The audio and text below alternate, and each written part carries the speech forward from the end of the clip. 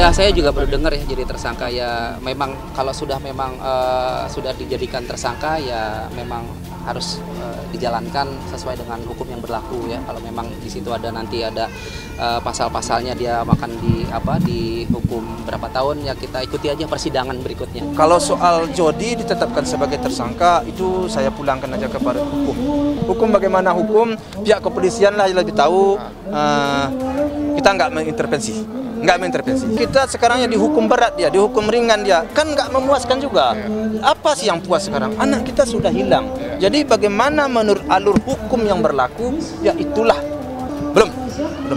Belum ada komunikasi dengan keluarganya, belum ada. Ya ngapain saya ketemu, kan dia aja nggak mau ketemu, kan nggak, kalau datang dia, kita siapapun datang ya kita terima lah. Aku nggak mau, lebih tepatnya aku nggak mau dengar kabar Jody sih, itu doang.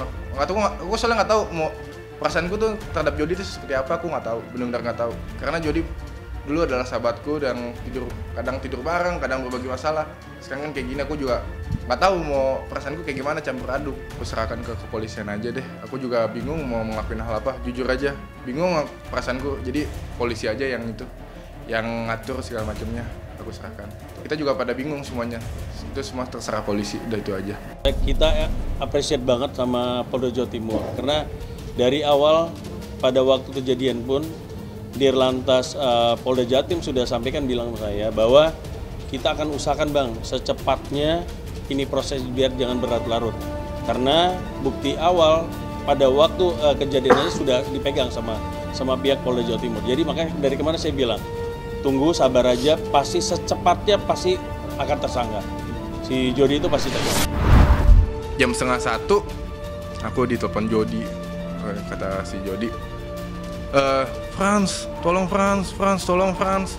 Dalam hati aku, kenapa Jod? Aku kira aku di prank. Aku sama Jody kenal.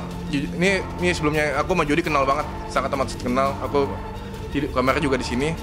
Aku tidur bareng sama dia editor. Dia baik banget sama aku. Aku nggak nyangkal ini bener. Dia baik banget. Dia juga pas gitu. Orang yang pertama ditelepon sama dia adalah aku sebetulnya. Dia telepon jam 12:30. Dia bilang, Frans, tolong Frans, Gala masih bisa nangis. Tolong Frans, Siska masih ada nih. Tolong Frans. Dia nggak ngomong kapan sama ini. Tolong banget Frans, tolong banget. Dia sampai telepon kayak gitu. Aku senangnya sih pas si Jody ini dia bawa si Gala, fokus banget dia ke Gala. Pokoknya gue fokus banget Frans ke Gala. Karena ini titipan banget. Gue bakalan bawa banget ke Gala ke rumah sakit kandungan dulu. Gue nggak peduli diri gue kayak gimana nanti. Yang penting Gala dulu Frans. Gue minta maaf banget, sampai nangis kayak gitu.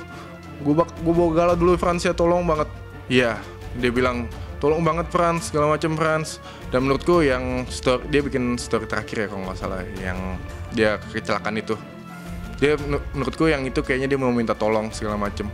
Karena kalau ada yang kan dia kenal Kalindawan segala macam, pasti langsung ditolong sama mereka karena mereka kan baik banget kan. Jadi aku tahu itu tujuannya pasti minta tolong segala macem. Ya, cuman ini emang salah si Jody, mungkin dia ngantuk tapi aku belum tahu sih klarifikasinya. Aku juga belum bisa ngomong apa-apa tentang Jody ini karena aku belum ketemu langsung dan dia pun belum berbicara. Ya, waktu kejadian kan saya telepon.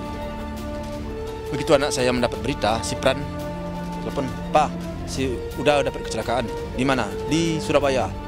Saya bilang, astagfirullahaladzim, bagaimana keadaannya? Nggak tahu Pak. Mati telepon. Saya langsung telepon Jody. Jadi di mana saya telepon? Jody nangis. Kenapa? Ada apa? Saya bilang, Pak, ini kecelakaan Pak. Di mana kamu kecelakaan? Di Surabaya. Gimana keadaan anak saya? Saya tanya gitu. Belum Pak, belum apa? Sadar nggak? Saya bilang gitu. Sadar Pak, dia hidup Pak? Katanya. Begitu telepon mati. Kenapa Gala nangis terus? Itu Gala kenapa? Dia nangis terus. Mungkin dia gendong kali ya, nggak tahu lah saya. Terus mati. Masuk gambar 1. Waduh, masuknya gambar ini parah. Gambar 1 ya udah. Begitu masuk gambar 1, saya langsung telepon istri saya. Setelah telepon rupanya istri saya udah tahu, udah nangis balik ke tempat saya. Udah anak saya yang peran cari tiket pesawat untuk berangkat. Ternyata tiket pesawat nggak ada. Ya udah. Gimana Boy? Tanggapannya sedikit Boy? Kasih jalan Mas. Mas, suruh izin, kasih jalan.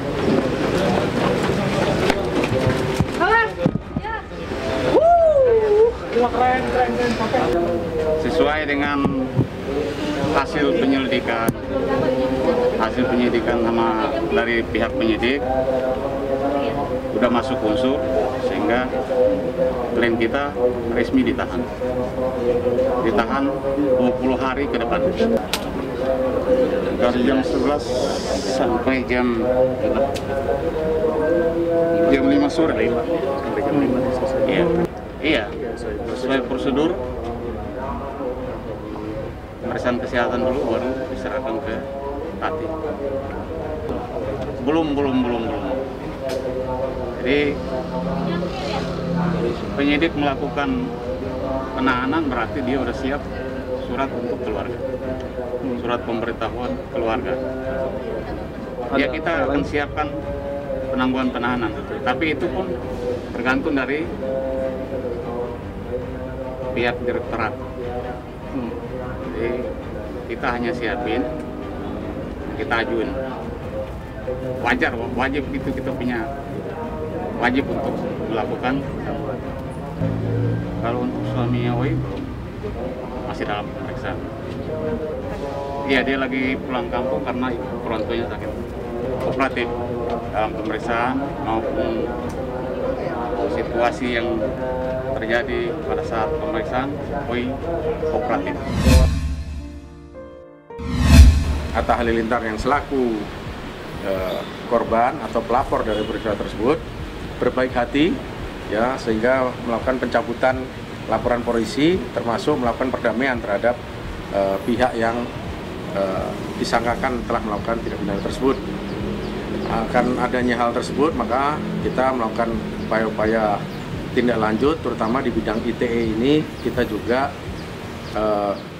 diberikan wadah atau sarana berupa restoratif justice ya, yaitu wadah untuk menyelesaikan sengketa selisih itu melalui kekeluargaan, musyawarah dan lain sebagainya. Diharapkan dari pihak pelaku juga menghapus atau menghilangkan konten-konten yang pernah diupload di media sosialnya yang mencemarkan itu tadi, dan juga memberikan himbauan di konten tadi, di akun tersebut kepada masyarakat untuk segera menghapus konten yang pernah dia upload, karena sudah cukup lama ini, 1 tahun ya kontennya itu disebarkan melalui medsos. Tentu banyak orang yang mungkin sudah menyimpan materi dari isi dari media sosial tersebut, sehingga bukan hanya dia menghapus konten di akunnya, tapi juga memberikan himbauan kepada masyarakat agar menghapus. Aku dan istri hari ini sebenarnya kita lebih ke saling memaafkan ya, karena namanya manusia kita pasti punya salah, punya hati juga gitu ya. Artinya kalau sudah mengakui, sudah ada efek jerah dan sudah jadi pelajaran, sudah insaf. Pokoknya juga kita kan manusia, apalagi kan dia juga lagi mengandung gitu. Kemarin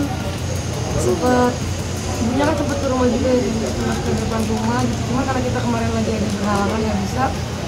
Dan memang pertama si Saka juga udah mengakui kesalahannya.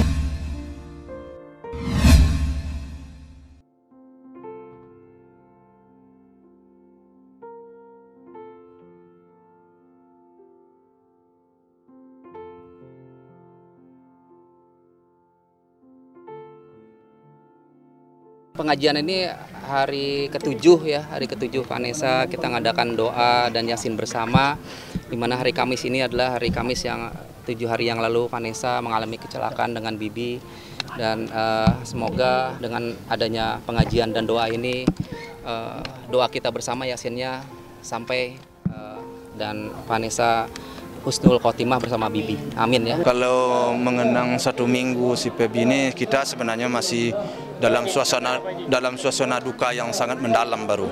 Kesedihan, cuman kalau ramai kayak begini ada acara, kita hilanglah pikiran itu. Tapi apabila nanti sepi, pikiran itu tumbuh lagi. Jadi memang agak sulit baru untuk melupakan.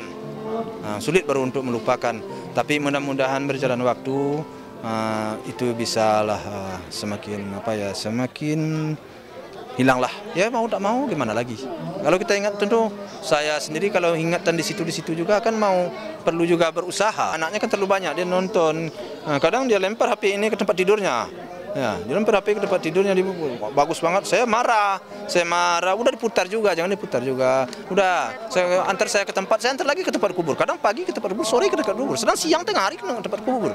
Berarti masih melihat foto-foto ya Pak? Iya, melihat foto-foto di rumah kan. Kain-kain ini kan di rumah kan masih banyak di rumah sana. Kain-kainnya kan enggak di sini semua, masih banyak di rumah kita.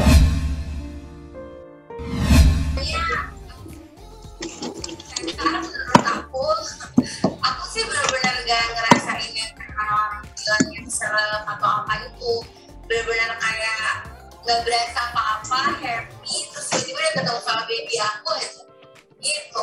Dan aku juga ngelakuinnya ini ya dokter, sesarnya T-Rex ya, sesar T-Rex. Jadi benar-benar aku di hari itu langsung bisa jalan, duduk, mandi, terus langsung bisa ngurusin Bible gitu. Jadi happy. Terus kalau misalnya nyangka kan sekarang udah punya baby, enggak. Kita berdua karena kalau misalnya lagi nganterin atau lagi kan suka pergi ke kamar bayi gitu ya, buat nganterin baby Bible. Terus kita berdua kayak supaya kita lagi dorong siapa ini kayak kita terus jadi mama beneran. Ini masih kayak shock itu nggak nyangka. Iya, tapi nggak sekali kalau aku mungkin kayak 2 hari di kemarin benar kayak masih nggak nyambung. Tapi kalau tadi nggak nyangka kalau sekarang sih udah sadar sepenuhnya, udah nggak linglung lagi, udah tahu kalau ternyata udah punya baby nih, aku lagi gemoy. Oke, jadi ya sesuai dengan protokol aja yang di rumah sendiri ada. Jadi kan puasanya nggak lama-lama, terus juga habis saya operasi langsung kami hidup segera. Jadi begitu sampai di kamar langsung bisa kasih makanan, minum. Terus kayaknya sore-sore 12 jam ya, udah bisa berdiri, bisa jalan. 12 jam aku. Nggak nyampe. Tapi dari kemarin juga pas aku masih di ruang operasi kan, susternya minta kayak bisa ini nggak muter badannya ke kanan. Aku udah langsung angkat kaki aku ke kanan. Walaupun itu masih dalam rangka obat bius gitu ya, tapi aku masih kayak sadar gitu, kakinya udah bisa angkat sendiri. Terus misalnya diangkat belakangnya bisa nggak? Aku angkat udah langsung bisa, nggak sakit. Udah pada nggak sabar sebenarnya kan, rencananya tadi itu 17 November ya dok. 17 November rencananya. Terus udah gitu ternyata pas aku ulang tahun 2 November tuh aku langsung WhatsApp dokter, Mas dok, aku kayaknya kontraksi deh. Terus dokter tanya kontraksi kayak gimana, karena kan aku belum pernah kontraksi, jadi aku juga masih nanya kontraksi tuh kayak gimana sih, mules kayak gimana. Dokter bilang kayak kram kalau lagi mau haid, tapi ini lebih parah. Aku kok haid nggak pernah kram juga, jadi kayak aduh aku gimana ngejelasin aku kontraksi apa enggak tuh gimana, aku bingung. Akhirnya aku cuma bilang pokoknya aku mau naik tangga nggak bisa, aku ngerangkak jalannya saking sakitnya kiri kanan. Oh ya udah berarti itu kontraksi, coba dilihat di 10 menit sekali atau apa gitu ya dok. Kalau masih ada kontraksi lagi berarti beneran kontraksi, kamu ke UGD gitu kata dokter Thomas. Udah kita langsung ke UGD gitu. Besokannya.